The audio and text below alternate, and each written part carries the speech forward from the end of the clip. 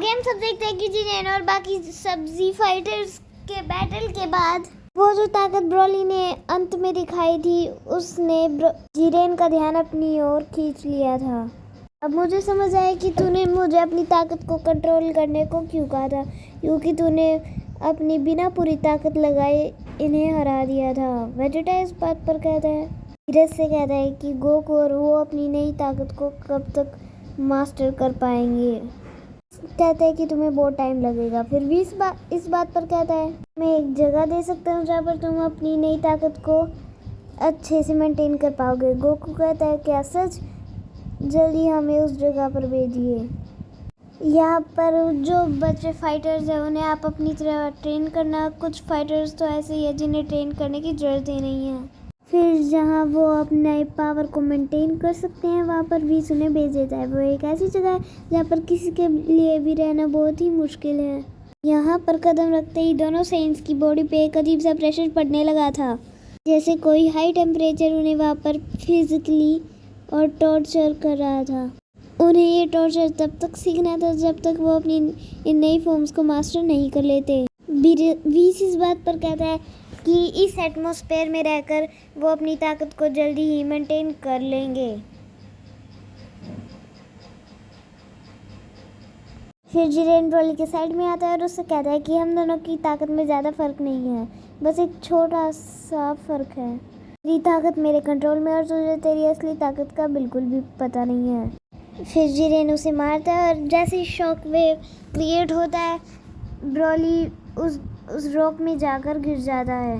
फिर ब्रोली कहता है कि तू सही है, हम दोनों की ताकत में बिल्कुल भी फर्क ही नहीं है।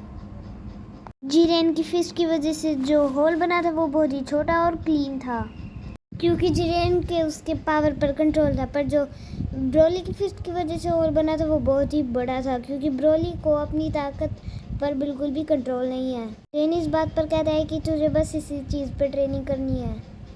तेरी ताकत आउट ऑफ कंट्रोल नहीं होनी चाहिए, क्योंकि तेरी अंदर बहुत ही ज़्यादा ताकत है। तेरी एनर्जी बिल्कुल एक्यूरेट होनी चाहिए, बिल्कुल फोकस होनी चाहिए, वरना तेरी एनर्जी का नुकसान तुझे ही होगा। सामने वाले की जगह तू अपनी ताकत पर हैरान हो जाएगा।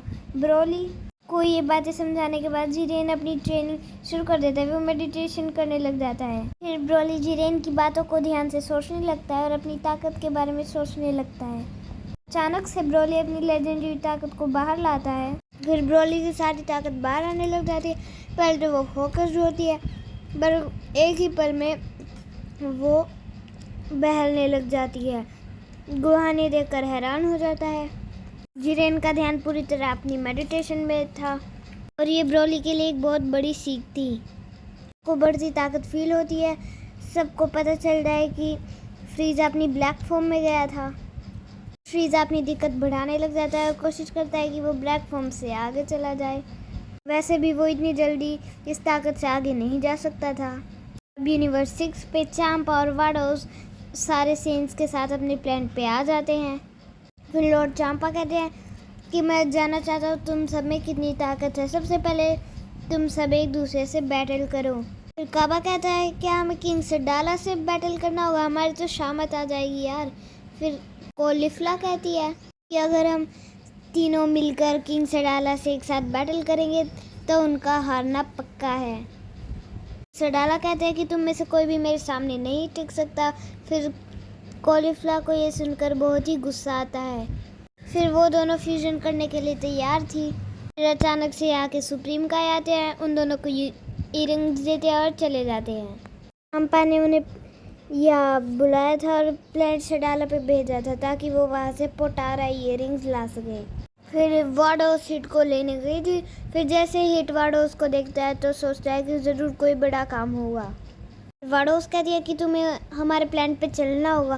फिर हिट कहता है कि मुझे थोड़े काम है, मैं वो काम करके पूरे करके अपने आप यहाँ पर आ जाऊँगा। फिर वाडोस हिट का इंतज़ार करने लग जाती है। कुछ ही सेकंड्स में हिट अपने काम पूरे करके वापस आ जाता है और ये बंदा एक अलग ही वॉरियर बन गया था।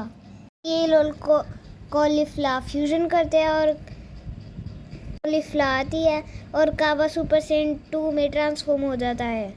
हिट आ जाता है और फिर चांपा कहते हैं कि गजब की टाइमिंग है हिट, चल तू भी ज्वाइन कर ले। अब कहानी आती है बाकी यूनिवर्सेस पे, जो अपने यूनिवर्सेस के वॉरियर्स को इकट्ठा कर रहे थे।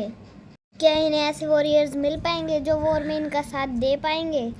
वे यूनिवर्सेस बहुत ही ज़्यादा ताकतवर थे जिनके साथ ये बैटल होने वाला था। यूनिवर्स 13 से लेकर यूनिवर्स 18। आप तो पहले से ही जानते हैं कि इनकी तरक्की बहुत ही ज़्यादा थी और यहाँ पर उनके साथ मीको चैन भी थी। ग्रैंड प्रिंस सभी को बैटल के लिए तैयार कर रहे थे और उन्हें ढेर सारे उनके मन में सवाल भी आ रहे थे, और अगर उन्हें इन सवालों के जवाब मिल जाएंगे तो वो मीको चैन को समझा देंगे और ऐसी वॉर कभी शुरू ही नहीं होगी। इसके बारे में किसी ने नहीं सोचा, ना मैंने ना आपने, कि क्या सुपर ड्रैगन बॉल्स इनकी मदद नहीं कर सकते। क्या ग्रैंड प्रिंस इस बात के बारे में जानते थे या इस बात को जानने से अनजान थे? अब बात आती है गोकू और वेजिटा को। इन्हें ट्रेनिंग करने में इतनी ज़्यादा दिक्कत कभी नहीं आई थी। तो आप नेक्स्ट पार्ट के लिए मेरे चैनल को सब्सक्राइब कीजिए।